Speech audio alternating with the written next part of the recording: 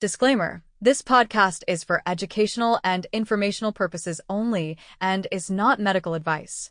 Peptides discussed are not approved for human use unless prescribed by a licensed medical professional.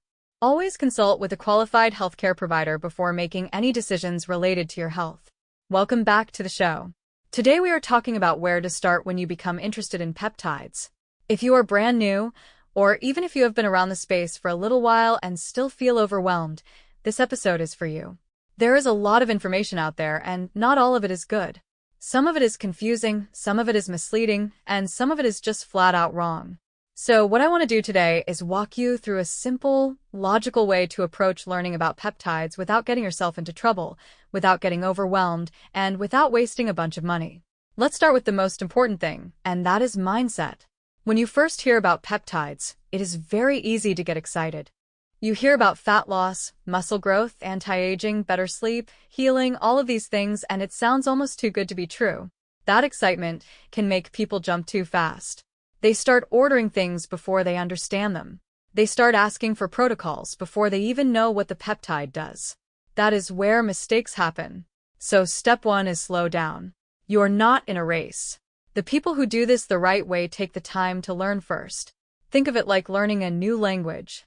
You would not just jump into speaking fluently without learning the basics. Peptides are the same way. You need a foundation. One of the easiest places to start building that foundation is by using educational websites that break things down in a simple way.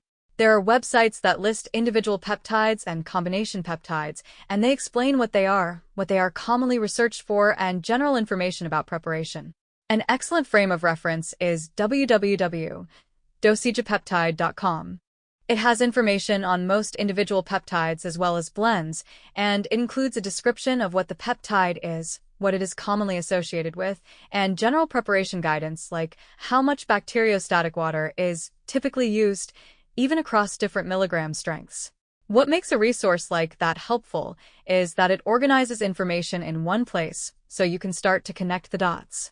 Now, I want to be very clear about something. Using a site like that is for learning and reference. It is not a substitute for medical advice. But for beginners, it helps you build a baseline understanding. You start to see patterns. You start to understand that some peptides are more focused on fat loss, some are more focused on recovery, some are more focused on cognitive support, and some are combinations that try to target multiple things at once. When you are using a site like that, do not just skim. Take your time.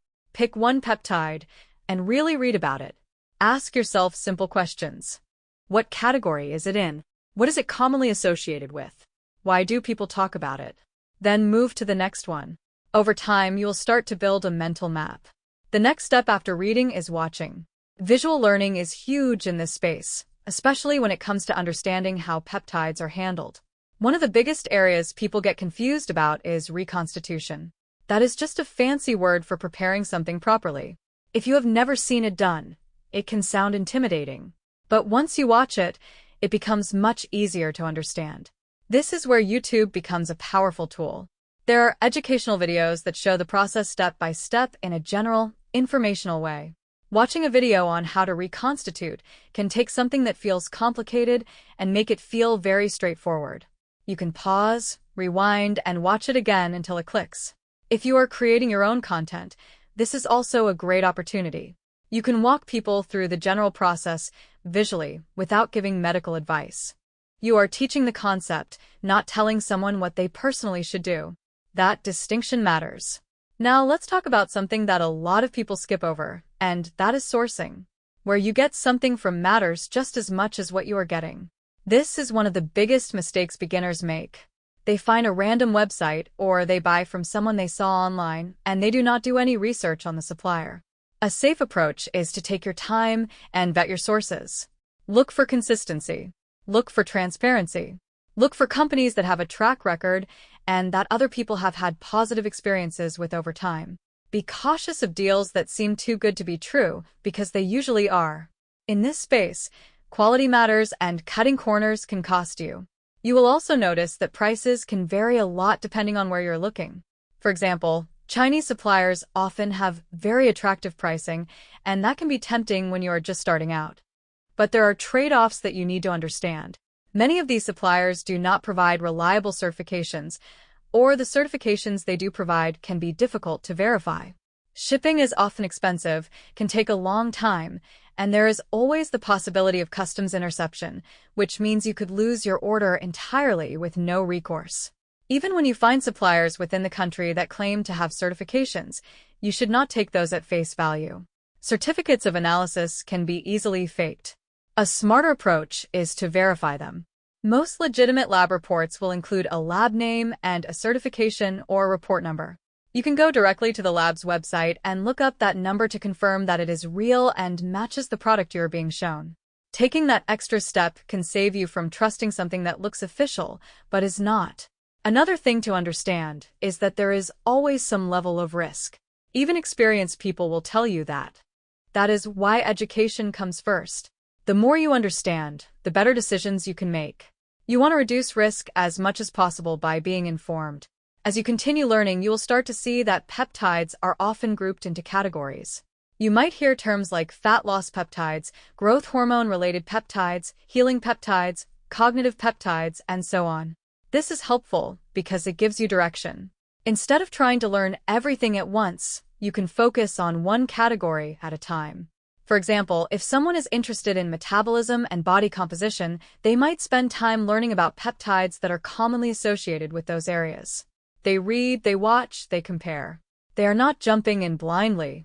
They are building understanding. Another important part of the process is community. There are forums, groups, and discussions where people share experiences. Now, you have to be careful here. Not everything you read in a group is accurate. But it can still be valuable to see what people are talking about, what questions come up, and what patterns you notice. When you are in these spaces, focus on learning, not copying. Do not just take what someone says and run with it.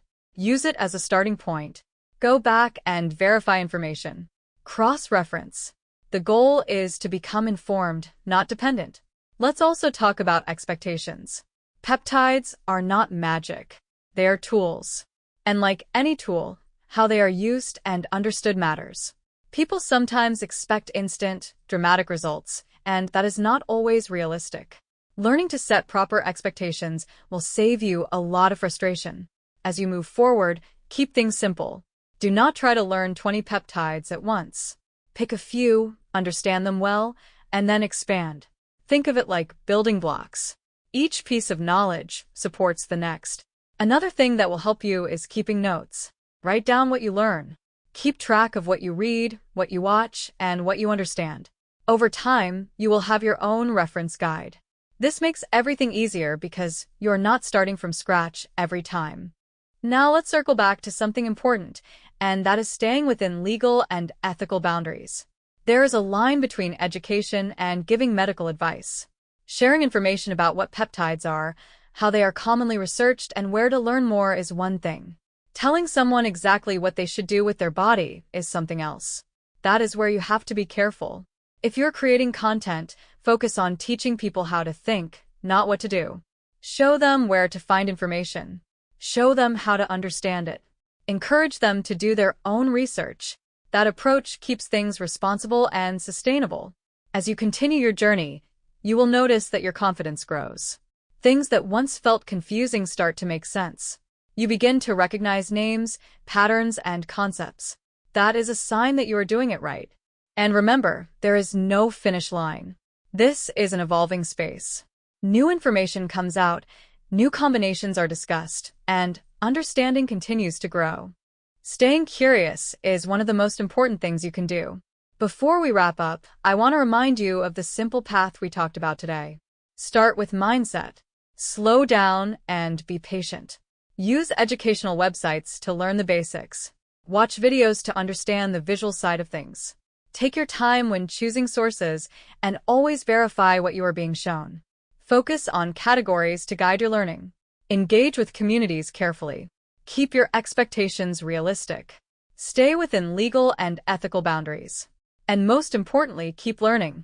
Disclaimer: this podcast is for educational and informational purposes only and is not medical advice. Peptides discussed are not approved for human use unless prescribed by a licensed medical professional.